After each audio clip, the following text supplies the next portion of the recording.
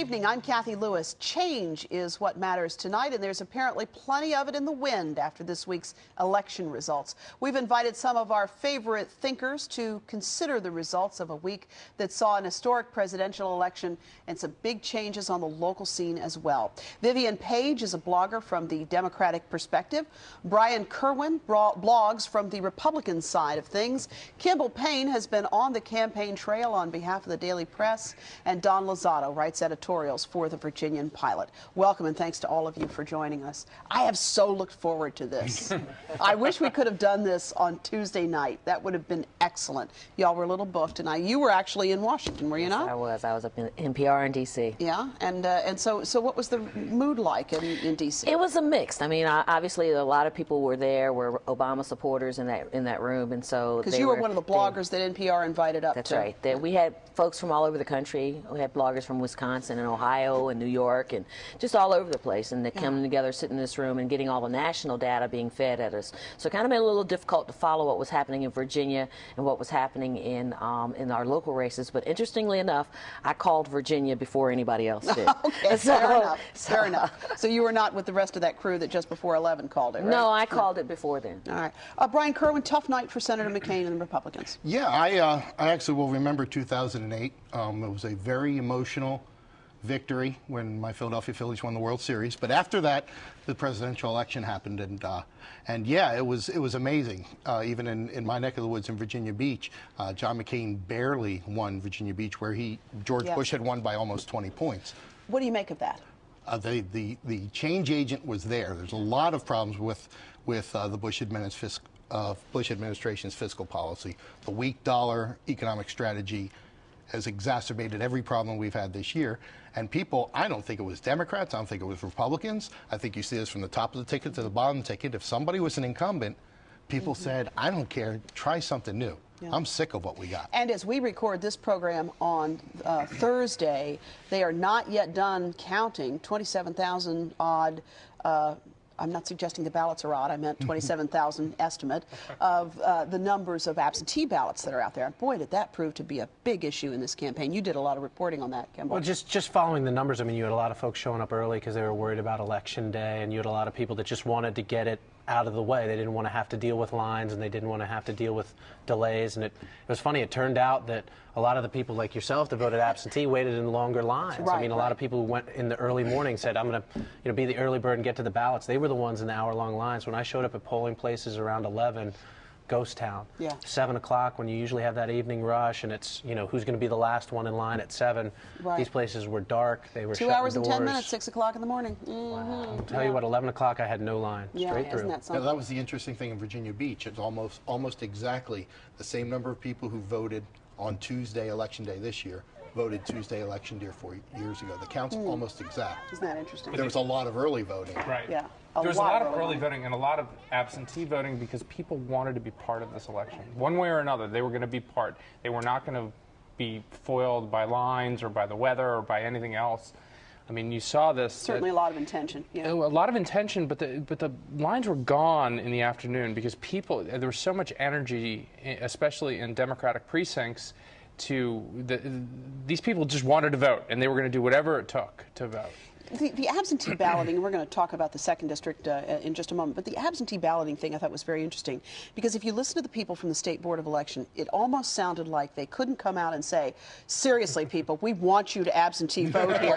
If you can, right, what they said, if you fit these criteria. But my sense of it was, if you needed to say you were working, even though maybe you weren't working, I don't think anybody was going to be checking up on you. That's exactly right. Yeah. Nancy Rodriguez, who was the secretary of the SBE, was very, very, very encouraging as far as finding a way to fit into one of those 17 reasons to go and vote in person absentee. So is it time just to do the Well, we had a bill get through the state Senate last year for no excuse absentee balloting, and it got killed in one of those Republican-controlled committees in the House.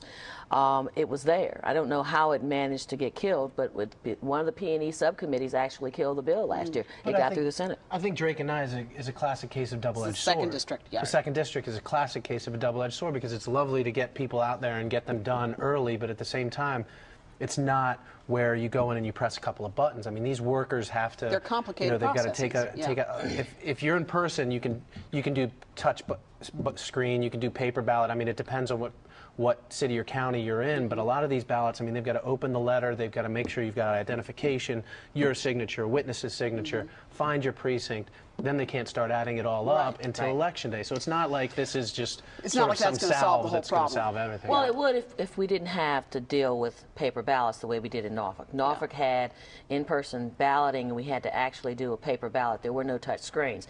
My sense is if we had early voting, then it would require a couple things. One is that we have to do away with those paper ballots, but the second thing is not necessarily touch screens, but go to op-scan ballots where the ballots can be read. You know, let's hope it doesn't rain. Yeah, if we're going to do early voting, let's get to the op-scan machines. When you have a lot of paranoia about paper ballots, Exactly, it's very. I mean, about touchscreen voting. I mean, I ran into a lot of people in precincts who were waiting in line to do the paper balloting. Correct. Because they were saying, I'm not trusting this ATM machine. We had I don't know where calls this from is people going. who were saying the same thing. And one person would stand in line and express that concern to the next one before you knew it. They had 15 or 20 or 30 rumors who were going running around the And that was true nationwide, because I was listening to the radio going up, and I was listening to CNN, I think it was on Sirius, and that was something that people were talking about, was that they waited in line to get a paper ballot, that they didn't want to mess around with machines. Well, I have a problem with early voting for a completely different reason. What's that? Because I think it's a bias against well-funded candidates. It's bias in favor of well-funded candidates. Because there's some people who may not, and with local elections happening in November more and more, you've got some people who have enough money for newspaper ads in the last week, the last 10 days. Right. If everybody's voting, now they're going to have to run their advertising a month out. That's interesting. You're just going to increase the expense of people running for office. Boy, speaking of I the don't ads, disagree with that. That's a valid point. The other part of the point is that there's a lot of stuff that only comes out in the last few days of the election. And so if you've already voted a week or so out, and information comes out at the last minute, then you don't have the opportunity to absorb that either. I think we saw some of that in a second. It's also a social go ahead. experience. I mean, it's also a cultural experience to go to the ballot. I mean, we don't have a lot of those left in our culture these days. Collective experience. It's a collective experience to go and cast your ballot. I always enjoy it. I don't care how long I have to wait. It's always nice to see people out. People are excited. They're energetic. It's always fun. But let's talk for a moment about the 2nd District, and you talk about things coming up at the last minute. You saw a tremendous amount of television advertising around defense spending on what each candidate would do in the last couple of days before that race. And as we record again on Thursday, Glenn Nye has been declared the winner, but Thelma Drake says, I'm not conceding until we check all those absentee ballots. And there's 27,000 of them. So, you know, who can blame her for at least wanting to see what's going on there? I wonder what happened in the second, Brian Kerwin. It was pretty easy. Thelma had won twice before on the strength of Virginia Beach. When she first won, and she won by 10 points, George W. Bush got 59% of the vote when Thelma first got 55. Well, John McCain got 51%. So she trended behind the nominee, as she has previously. She falls short of 50%. Right. I think that's 90% of it. And that GI Bill vote, I think no matter how many times she tried to explain that she voted for an amended version, I just think well, it was a death blow. Her excuse at the beginning was just so lame. I mean, to think that you would not vote for something because the president was going to veto it. She did try to explain it later, but that was the first story. That was the first write-up, was that she didn't vote for it because Bush was going to veto it. No amount of explaining after the fact was going to make up for what was the initial impression as her reasoning for voting against that GI Bill, and they hammered her on that. But I still think if John McCain had did in high 50s, Thelma would be fine. But John McCain would have done in high 50s if they had the hustle. What Nye got was the coattails. Right. Nye was the opening act for Barack Obama. Nye was the opening act for Joe Biden. Nye was the opening act for Mark Warner. And Warner was all over TV that last week saying, you know, vote for me and vote for Glenn Nye. And Warner was just, you know, beating the snot out of Gilmore at that point. So it was a great thing for Nye. I mean, Nye really benefited from a couple of interesting pools of voters, folks that had never turned out, that were turning out for Barack Obama, folks that were McCain, Warner voters, those folks that did not like Gilmore but were still voting Republican. I mean, you see them punching down the ticket. If they're crossing it up, that's a favor for There was him. a lot of crossing it because it fell into the local races. Tremendous Republicans did great at the local level, and a lot of incumbents got shown the door. And That flyer helped, too. Don't know anything about that. Oh, yeah, I'm sure. Well, let's talk a moment about some of the other races as well. You have in Virginia Beach, you've got a situation where you have a 20-year mayor who has conceded the election. And again, they're looking at these absentee ballots, but Mayor Obendorf has conceded at this point to Will Sessoms. What do you make of that one? I mean, my sense of that race was that the city decided that, like so many other votes this time around, was they wanted to change. They wanted somebody who could lead the city on a level, to take it to a different level. Somebody that could sit down at a table with Paul Frame and have that conversation and really be a regional partner. And if there's criticism of Virginia Beach over the last 20 years, it's that it hasn't always taken a position of regional leadership on the big issues around here. And so I think that was the conversation, and that was the argument that helped Sessoms carry the day. It was the flyers. No. It was the flyers. Those flyers that they put out in the minority precincts that showed Will Sessoms with Barack Obama made a tremendous difference. And But Will Sessoms came out very strongly afterwards and said he didn't That didn't matter. know anything The damage about that, had already yeah. been done. I got my hair cut this morning in the barbershop. Trust me. The damage had already been done because in my experience with dealing with my 3 hours in line, with my experience of working the polls, you get a lot of voters who come to the polls for one reason. We had a lot of people going to the polls to vote for Barack Obama that weren't paying attention to down ticket. But you hand them a piece of paper that says this guy supports, that implies this guy supports Barack Obama, people were more willing to vote for Will Sessoms. And I think that once we get the final numbers, we're going to be able to look at some of those minority precincts and see that flip that wouldn't have been there otherwise. But I think you need more than that in Virginia Beach. Yeah. I think if you take this exact same race and put it back in May, Myra's still mayor. I think if you look at the campaign Myra won, she ran a May-style campaign with May-style ads and May-style media. She moved to the elections to November, and the die was cast because everybody was change, change, change. And not just in minority precincts, there's a whole lot of people that are voting change, change, anti-incumbent, and it went right down. Even Reba McClanahan been there for almost 30 years, and they're counting the absentee ballots. She's behind. She's likely to lose. This was a change election, and it didn't seem like it was issues. Didn't seem like it was party or partisan. It was anti-incumbent. I think we tend to not give voters enough credit, though, because you could see if you track the votes in all the cities, including in Suffolk, including in Virginia Beach, you see people picking. They're picking with intention. They are picking Republicans and Democrats. Warner outperformed everybody. So clearly there were some choices being made in the people that they voted for.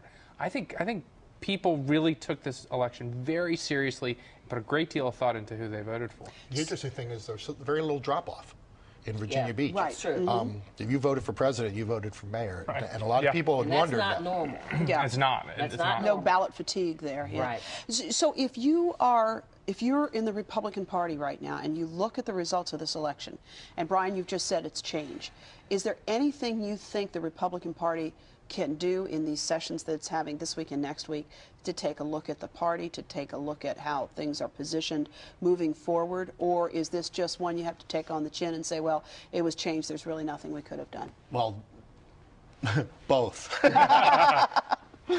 I'm a firm believer in the 16-year cycles, and 2008 was like 1992, was like 1976, was like 1960. You followed a two-term president, the other party usually wins.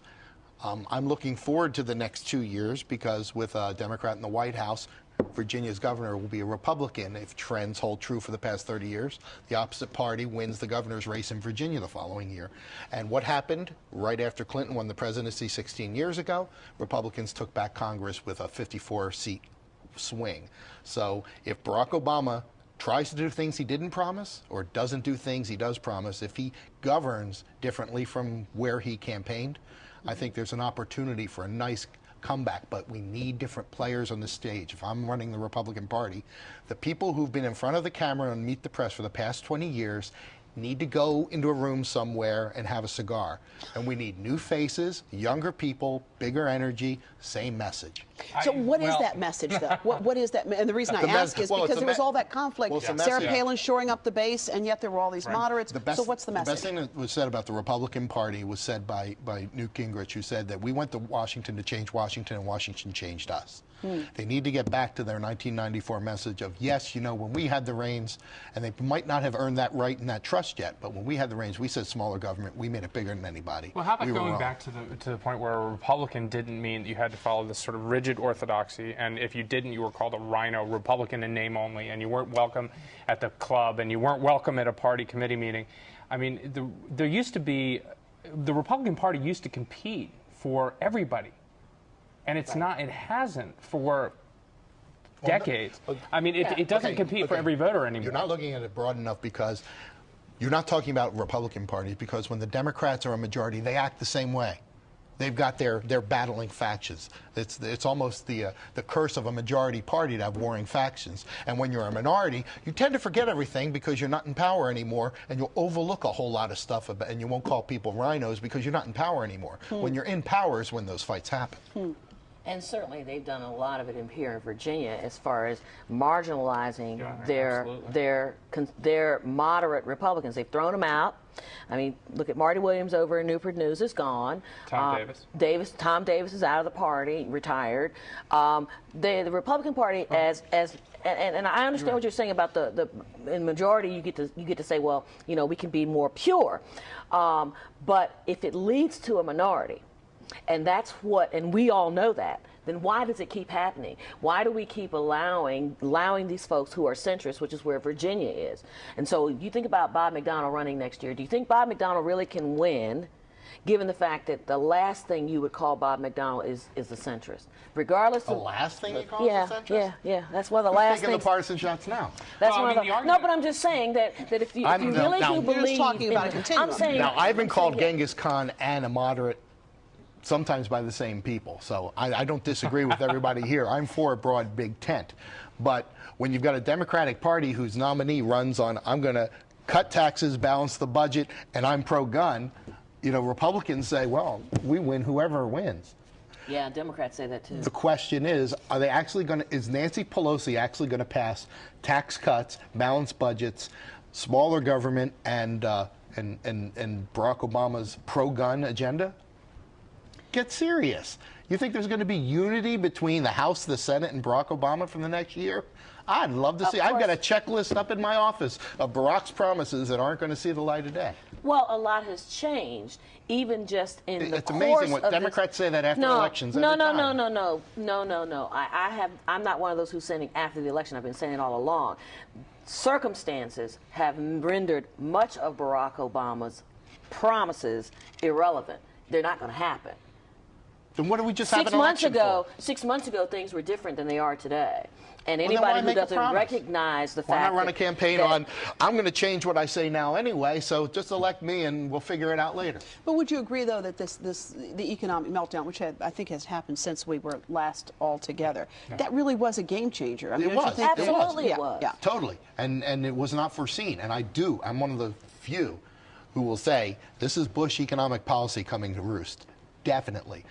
They have had a weak dollar policy that has been inflationary, recessionary, spurred oil prices, launched the commodities market, and made interest rates and the home mortgage market go insane. But I think what America... If Barack Obama has a strong dollar policy, he'll do better. What America really...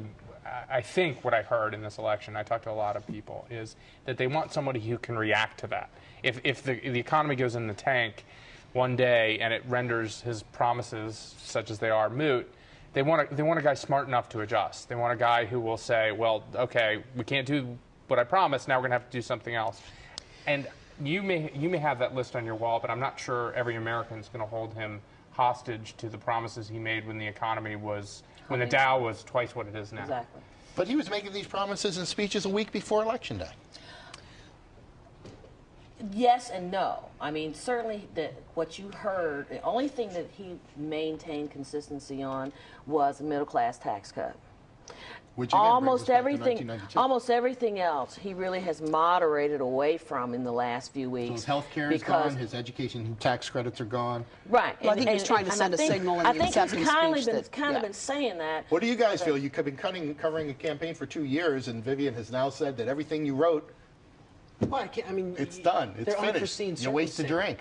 Yeah, but the Lehman Brothers, I mean, how do the guys at Lehman Brothers feel? I mean, you think I'm worried about? I mean, we're trying to figure out what message works. He's trying to figure out what message works. I think what you've got to do from now is not necessarily, you know, have a checklist or this or that or the other, or, you know, be hoping that he fails so we can retake the governor's office or win in 2012, or just be drunk with power. So is this the press's position off. to not hold politicians accountable to what they say? That's Brian. That's ridiculous. It's not. It Because has nothing, we wink and nod. No. We know they were really going to change this later, so why bother? Brian, Don't keep a checklist. we spent Brian, we spent $700 billion to bail out banks, and you want him to say, well, he should just rush ahead with health care, and he should just rush ahead with all this stuff. That's fiscally moronic. So, Yes, and that's the absolutely. stuff we're going to see how that all works out over the next as these White House appointments come through as well.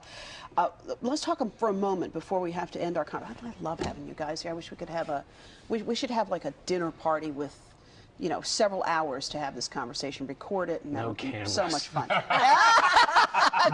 Only if no alcohol, right? Who gets to edit it? Fair enough. All right, we'll all get together and edit it. How about that? But let's talk about some of the players out of this most recent situation. We have to talk about Sarah Palin and the future You're of the Sarah media. Palin. Of course you have to talk about Sarah Palin. But she was on the ticket. I mean, that's not us. John McCain's the one who put her on the ticket, not me. We're not talking about Joe Biden.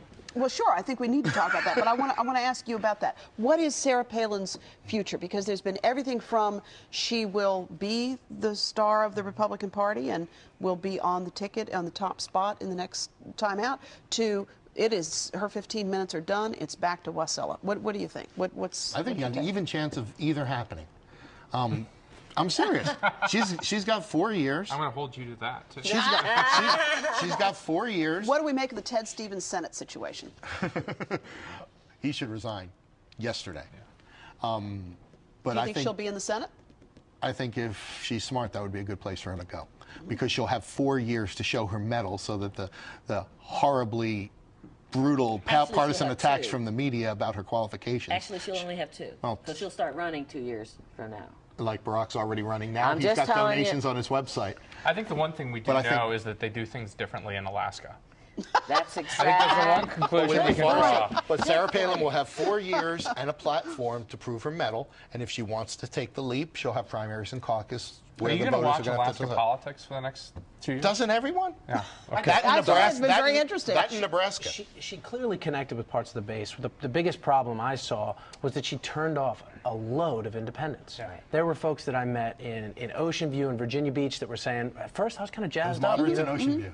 Listen, there are plenty of them. Yeah. Yeah. Hey, Bayview went for Barack. That's right. That's the center of Ocean View, and that Bayview Elementary went for Barack Obama. did. So It did. you look at these independents who were saying, I thought it was a great pick, and then they saw her interviews, and then they saw that she wouldn't talk, and they were like, who is this? So I think got some she's time. definitely now she has some time, and she doesn't have Yeah. the intense spotlight Right. of a presidential campaign and a highly partisan atmosphere where she can maybe make some, a resume with independents and moderates. But I'm not holding my That hold my Newsweek breath for article that that's to coming happen. out, the Right. Newsweek article that's coming out is not going to help. Oh, now you're going to be on his website in a minute.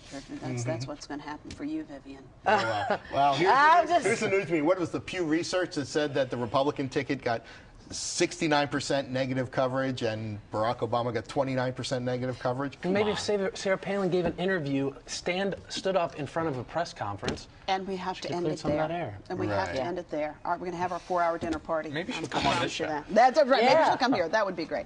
I'll be back in a moment with a final thought.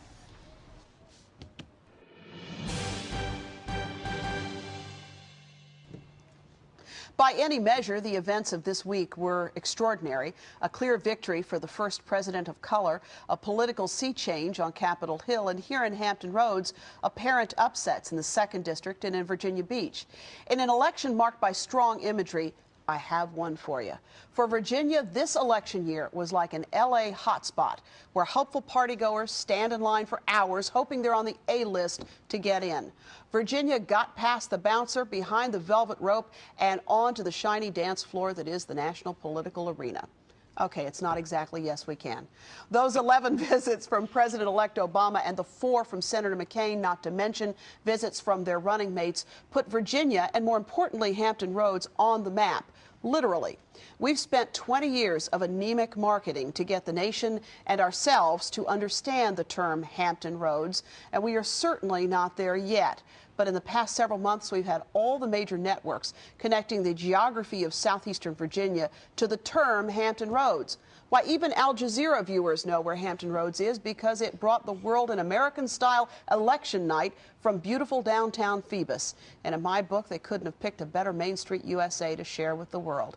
Terry McAuliffe, who is Hillary Clinton's campaign chief, who has his eyes on the governor's mansion in Virginia, says that no future president will be able to bypass the Commonwealth on the way to the White House. So maybe we in Hampton Roads should be ready with our own regional ad campaign that would make the most of that free media 4 years from now.